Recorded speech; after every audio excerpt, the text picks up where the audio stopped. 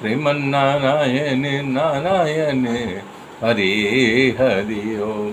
कल मैंने बताया था ये पवित्र पावन कथा जो संत पुरुष के चरणों में पवित्र निष्काम भाव से पूर्णिमा, अमास, द्वादशी, श्रवण नक्षत्र, क्षय तिथि, व्यातिपात, सूर्य संक्रांति अथवा रविवार जैसे पवित्र दिन को सुनेगा तो अपने आत्म बल से संतुष्ट होगा और भगवान की भक्ति सिद्धि को पाएगा। मैंने कल बताया था। इसके बाद विदुर जी के पूछे गए प्रश्नों का उत्तर देते हैं और वो महान ज्ञानी इसलिए सब प्राणियों में समभाव का व्यवहार करने लगे।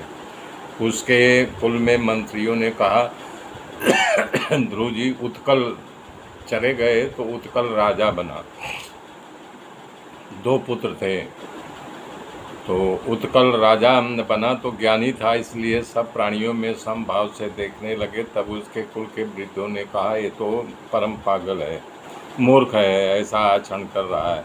उसके पास से सिंहासन लेकर के बत्सर को राज दिया।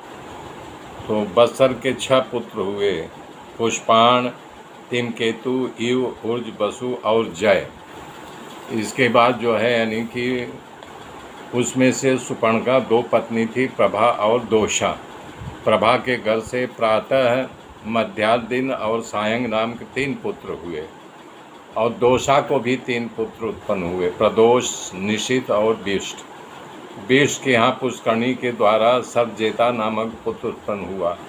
सर्वजेता अपनी आखिरी के द्वारा चक्षु नामक पुत्र उत्पन्न किया था। चक्षु के यहाँ नरबला के द्वारा 12 पुत्रों की पैदाइश हुई और जिसमें अंग, सुमन, ख्याति, कुतु, अंगिरा और गय। इसमें से सबसे बड़ा राजा अंग बना। उसके पति सुनीता के द्वारा बेन नामक पुत्र हुआ।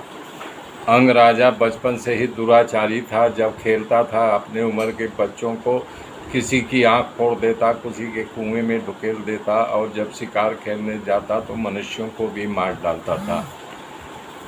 तब इस प्रकार से उसका त्राहिमाम देख करके कि वो बोले अब क्या किया जाए, संसार में वैराग्य जाने, इसलिए बेन जैसा पुत्र मुझे दिया है। यदि पुत्र अच्छा होता तो संसार छोड़ते हुए मुझे कष्ट होता, ये भगवान की कृपा है। ऐसा सोच कर अपनी पत्नी को सोता हुआ छोड़ कर के भी किसी को खबर नहीं लगा, अंग छोड़ करके चले गए, अंगराज वन में चले गए। सुबह जब लोगों को पता चला तो उनकी बहुत खोज की। मंत्रियों ने प्रजाजनों से उनका खोजना शुरू किया, परंतु जब उसका पता नहीं चला, उसके सुनीता की सम्मति से सब मंत्रियों की इच्छा से बेन को राजा बना दिए। बेन जब राजा बना तो पहले से ही दुराचारी था और दुराचार करने लगा। वो ढिढोरा पिटवा दिया कि हमारे जाहिरात सुन लो सब लोग, राज्य में कोई किसी ब्राह्मण को दान नहीं देगा और ब्राह्मण दान भी नहीं देगा, यज्ञ नहीं करना, यज्ञ नहीं कराना और मंदिरों को तोड़ डाला, अन्न क्षेत्र बंद करवा दिया, किसी के गले में कंठी माला नहीं रहने दिया, अधर्म की बढ़ोतरी होने लगी। इस प्रकार से वो सब चिंतित हो गए, परस्पर चर्चा करने लगे कि हम बेन को समझाएं।